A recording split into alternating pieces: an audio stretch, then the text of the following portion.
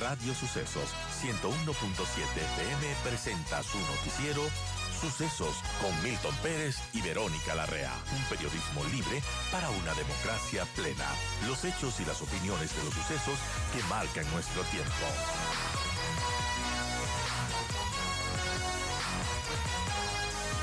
¿Cómo vemos toda esta situación energética? Tenemos de septiembre ya un estiaje que se viene y el fantasma de los apagones, pese a que nos rejuran y juran que no va a haber apagones, siempre está el fantasma del estiaje.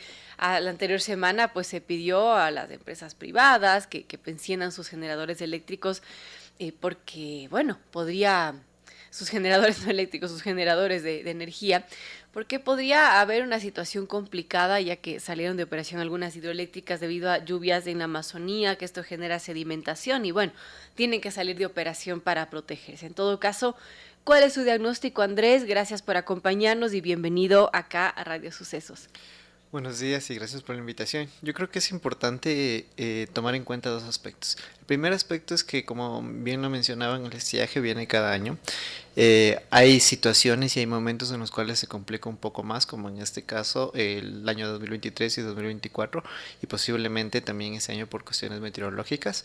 Pero a mí no me gustaría emitir un criterio directamente de si no hay o hay apagones. Claro. Más bien me gustaría decir que el riesgo de apagones existe todavía, pero el gobierno ha trabajado para que se disminuya este riesgo que podría existir. ¿Qué es lo importante aquí? Y hay que tomar en cuenta es que mientras nosotros dependamos de una matriz netamente hidroeléctrica, es decir, más del 70, claro, incluso el 90%, existirá todavía el riesgo porque dependeremos de factores meteorológicos. Es decir, si llueve, no llueve, tendremos o no tendremos energía, y más aún cuando llueve en cambio en demasía, o sea, cuando hay mucha lluvia, tenemos problemas de sedimentos. Los problemas de sedimentos son problemas normales que pasan en todas las hidroeléctricas de nuestro sistema nacional interconectado. Pasa lo mismo en Hidroaguayán, pasa lo mismo en Paute, pasa lo mismo en todas las centrales, y la cuestión aquí es que Coca-Codo y otras centrales necesitan resguardarse y cerrar sus compuertas para que no exista este ingreso de sedimentos. ¿Qué es lo que pasa? Y me gustaría un poco explicar este tema. Por favor. Cuando ingresan los sedimentos, estos son unas partículas diminutas que tienen que pasar por unos desarenadores, es decir, tienen que eliminarse esos sedimentos, claro, cuando existen. Lamentablemente, por las velocidades y por la cantidad de agua que existen, muchos de estos desarenadores no pueden contener esta cantidad, por así decirlo, de arena que ingresaría. ¿Qué es lo que pasa? Esas partículas ingresan a las turbinas y a unas velocidades de 350, 340 revoluciones por minuto. Es como que estuvieran dentro prácticamente unas como balas que realmente agrietan todo lo que son las turbinas como tal. Entonces estos inconvenientes hay que evitarlos porque si no después toca igualmente parar la turbina, parar la generación y poder sacarlas a mantenimiento. Por otro lado, lo que mencionaron, también es importante tener en cuenta que la generación tiene que seguir aumentando, pero no solo la generación, también existe transmisión y distribución que necesita ser mejorada y que no ha sido mejorada en los últimos años y que lamentablemente tenemos que hacerlo porque no podemos dejar de un lado solo el tema de generación, nos enfocamos en generación y la transmisión y distribución la dejamos de lado. Bueno, ¿y por qué pasa esto? ¿Por qué se deja de lado ciertas cosas que son importantes?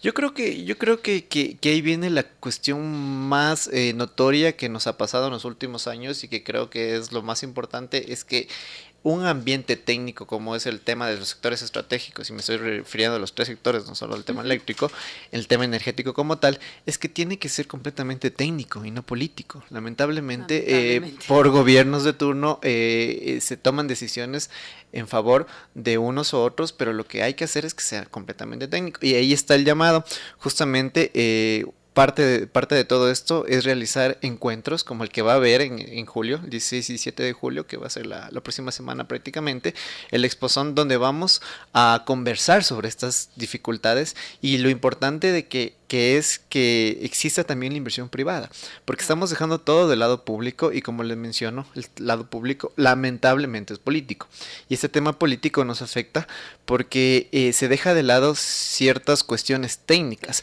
El SENACE, la ARCONEL y otras instituciones siempre alertan, pero ya está en la decisión del ministerio realizarlas o no.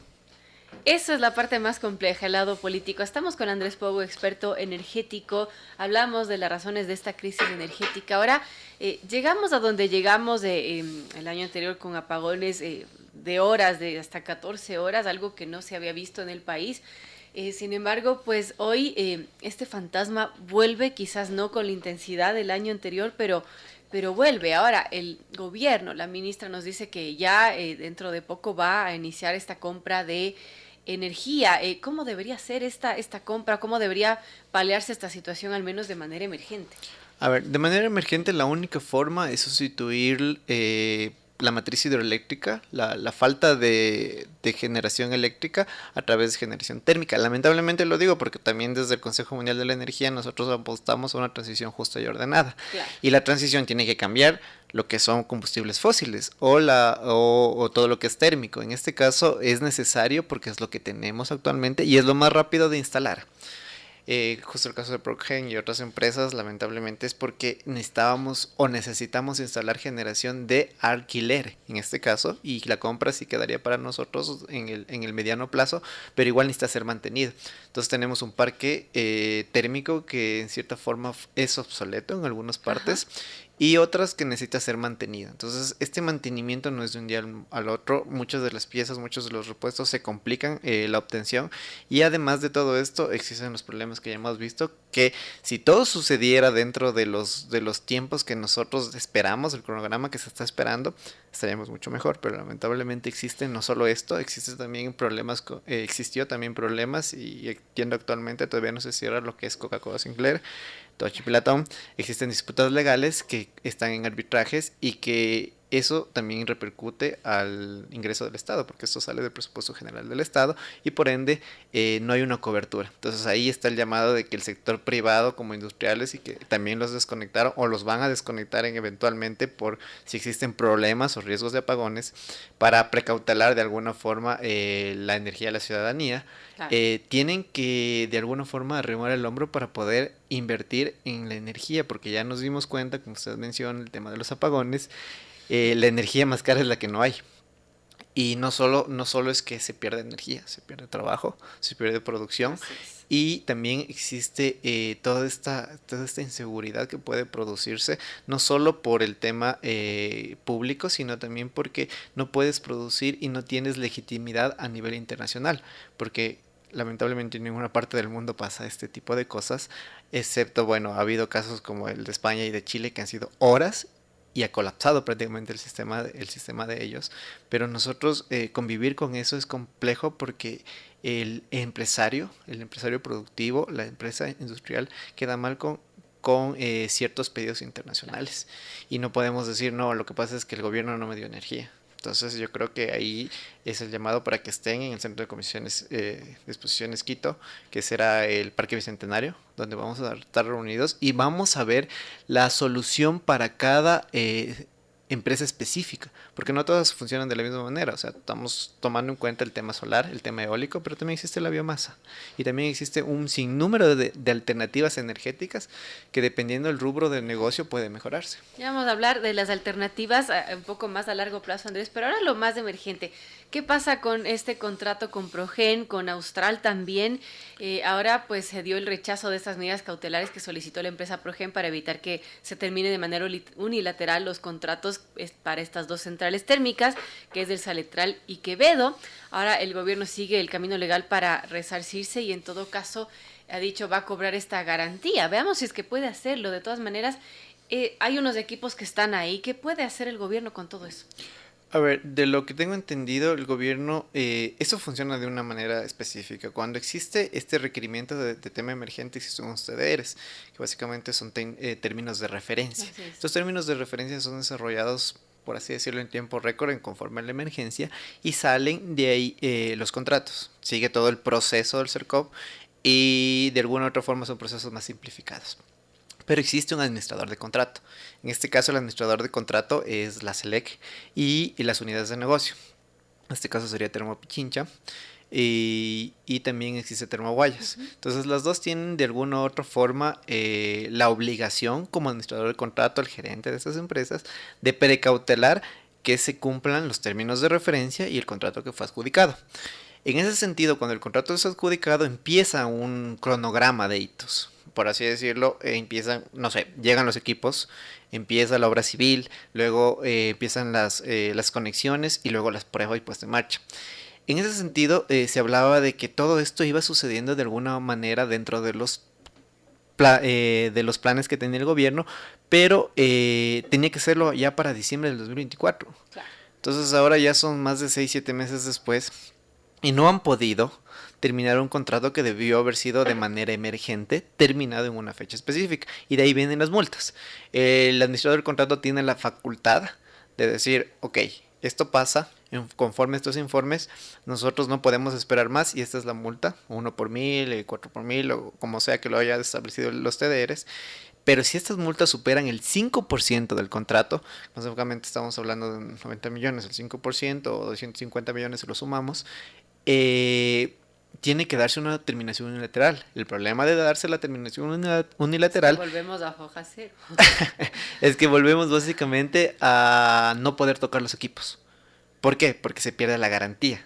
La garantía es de la empresa. La empresa dice, ese es mi equipo, y si tú me tocas mi equipo, yo no te doy la garantía. Que es, bueno, desde el lado de la empresa también no podría darte una garantía de algo que tal vez ya lo manipularon. Después de eso viene el arbitraje. En este caso entiendo que es el arbitraje internacional, se desestimó y demás. Podría entrar SELEC a terminar lo que falta, pero como le mencioné, es un tema un poco complejo porque la empresa Claro. también puede reclamar sus propias garantías, que es lo lógico, y a la final lo que nos quedamos es sin esa Ahora, cantidad lo de que dice la megavatios. ministra es que los anticipos que se dieron por estos proyectos, que fue el 70%, se Uf. recuperaron entre obra civil y entrega de equipos y maquinarias. Y dice, se ganaron los 2 procesos de arbitraje y hoy estamos solicitando la primera garantía, la de Quevedo. Bueno, ¿qué nos quiere decir la ministra con esto? Básicamente que pudieron recuperar de alguna u otra forma lo que ellos ya pagaron. Es decir, yo adelanté una cantidad de dinero para que puedan ingresar los equipos y se instalaron. Pero no están en operación comercial, que es Claro. lo que nos importa, digamos, a la mayoría de la ciudadanía, es decir, que ingrese al Sistema Nacional Y además con Interconectado. todo el lío de que no eran equipos, que eran repotenciados, que no eran nuevos, que sí, que no, que eran de Estados Unidos, que luego de China, que etcétera. Sí, hay que tomar en cuenta varios aspectos. Ujú. El contratista también tiene la obligación de proveer lo que dice que va a proveer. Entonces, si Progen dijo, yo tengo las garantías, yo te presento equipos nuevos, es ahí donde entra, y aquí es muy importante lo que voy a mencionar, es ahí donde entra la fiscalización. ¿Qué quiere decir? Existe el administrador de contrato, que es el gerente de unidad en este caso, existe la empresa contratista, que es Progen, y el fiscalizador generalmente, anteriormente, hace muchos años, lo hacía una empresa externa, una Ujú. tercera parte, que yo considero que es una parte importante, porque es un tercero que no tiene intereses ni del Estado, Claro. ni de la empresa, y que puede fiscalizar de manera correcta lo que tiene que hacer. En este caso la fiscalización lo hace SELEC también. Entonces la fiscalización debía haber levantado la mano y dicho, hay esos inconvenientes, hay esos problemas. Seguramente lo hicieron, porque debe haber informes técnicos, si no son diarios, al menos mensuales, de cómo está el avance del proyecto. Y de ahí viene que todo el tiempo existe un número de comunicaciones que debieron haber alertado. De ahí entiendo que viene la terminación del contrato también, pero de lado y lado pueden argumentar que no existió el correcto seguimiento, si es que lo quieren mandar al lado de SELEC, y del lado de SELEC la correcta instalación.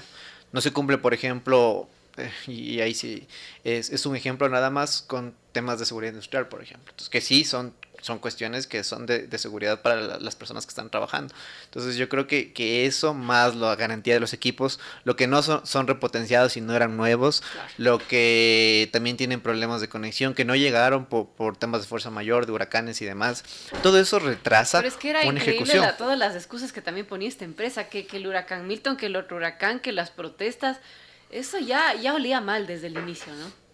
Yo creo que es importante tomar en cuenta que todo lo que comencemos y hagamos al apuro por temas que son emergentes, siempre trae una consecución, porque hay mucha gente que ingresa sin tener las garantías, sin tener la suficiencia técnica. Entiendo que la empresa pudo haber tenido las garantías, o creyó tener todas las garantías, pero el sistema nacional y el sistema ecuatoriano es bastante complejo en ese aspecto, y por eso lo mencionaba Coca-Codo y el Toyo y Platón, porque son proyectos, el uno que duró 14 años y Coca-Codo que todavía no se cierra, son 8 años después de la construcción, que ya está operativo y que no cierra sus pendientes y defectos. ¿Por qué? Porque existen inconvenientes propios de la naturaleza ecuatoriana.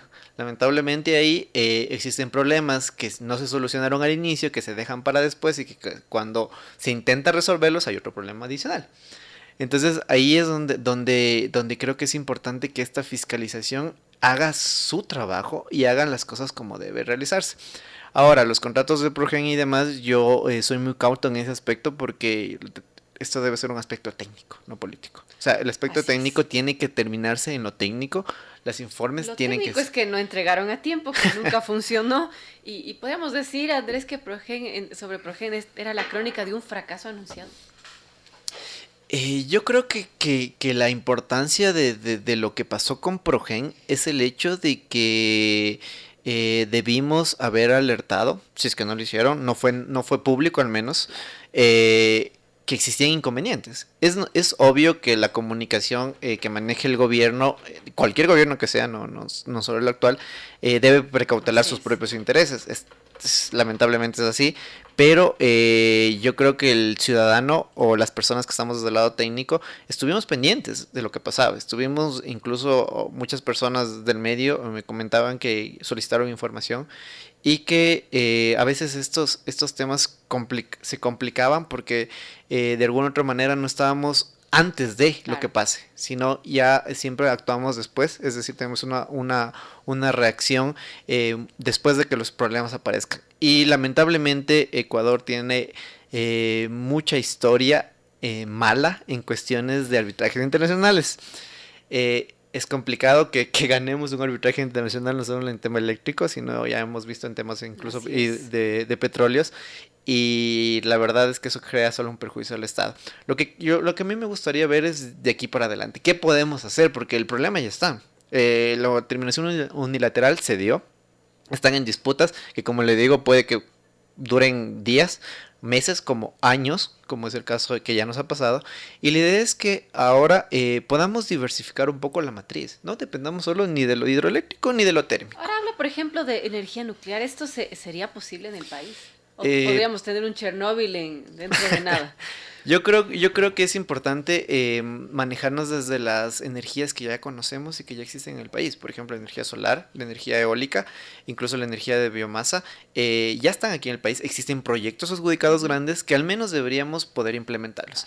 La energía nuclear tiene sus características buenas y malas, pero de todas maneras lo que a mi parecer técnico es que nos va a tomar mucho tiempo entenderlo. ¿Y por qué? ¿Por qué? Porque muchos de los países desarrollados incluso han demorado años en poder O sea, tener me el daría sistema terror tener una investigativo. central eléctrica y dice, ay, no se le dio mantenimiento como no se les da a las térmicas. O Y, sea, y, de y terror. pasarán 10 años hasta que se construya, por ejemplo. Entonces esperemos que no suceda así, que vengan los expertos mundiales que puedan realizarlo. Pero, por ejemplo, proyectos solares que se adjudicaron en el 2020 deberían estar operativos. Y de aquí en adelante podemos realizarlos. Ahora, ¿qué es importante de ahí? Que antes esto lo manejaba y lo seguirá manejando el Estado porque es un derecho público, pero es la pertinencia o la oportunidad o la apertura para que el sector privado pueda hacerlo. Si el sector privado ingresa, el riesgo del privado es diferente. No espera a que suceda la tormenta, sino que se anticipa. Entonces va a decir, ok, yo necesito una cantidad de megavatios suficiente, pongo mis paneles solares y tengo una suficiencia, aparte de las baterías, almacenamiento, que Claro. también puede estar en el Sistema Nacional Interconectado, que nos sirve de resiliencia, que básicamente es la capacidad de responder a ciertos cambios meteorológicos o cambios en el sistema. Debemos apuntar a eso, a que seamos independientes de la situación meteorológica, de la situación incluso del Estado, porque si no nos va a seguir pasando esto mientras no tengamos una matriz, sea solar, eólica, en un porcentaje en el que podamos no solo depender de una sola tecnología. Por ejemplo, se ha hablado también del gas. El gas también puede ser una transición también interesante para nosotros porque tenemos grandes reservas de gas. Y ahí está la importancia, es decir, tener 5, 6 fuentes y no depender de la única hidroeléctrica. Así Y es. ahora entre la hidroeléctrica y la térmica vamos a depender de dos, la una que depende de temas meteorológicos y la otra que va a depender de qué tanto le demos el mantenimiento y qué tan antigua o no sea. Entonces vuelvo nuevamente a lo mismo. En las dos dependemos de factores externos que nos van a afectar en algún momento. Entonces, necesariamente es aquí ser ciudadanos conscientes, industriales conscientes y poder hacer lo que está a nuestro alcance, que es generar. Ya nos permite el Estado generar, autoabastecernos y autogenerar. Muy importante, tenemos que terminar, pero quiero agradecerle a Andrés Pobo, experto energético. Gracias por, bueno, darnos una visión más amplia de esta crisis energética y de las opciones que tiene el gobierno ecuatoriano y el Estado para, bueno, evitar este fantasma de los cortes de energía.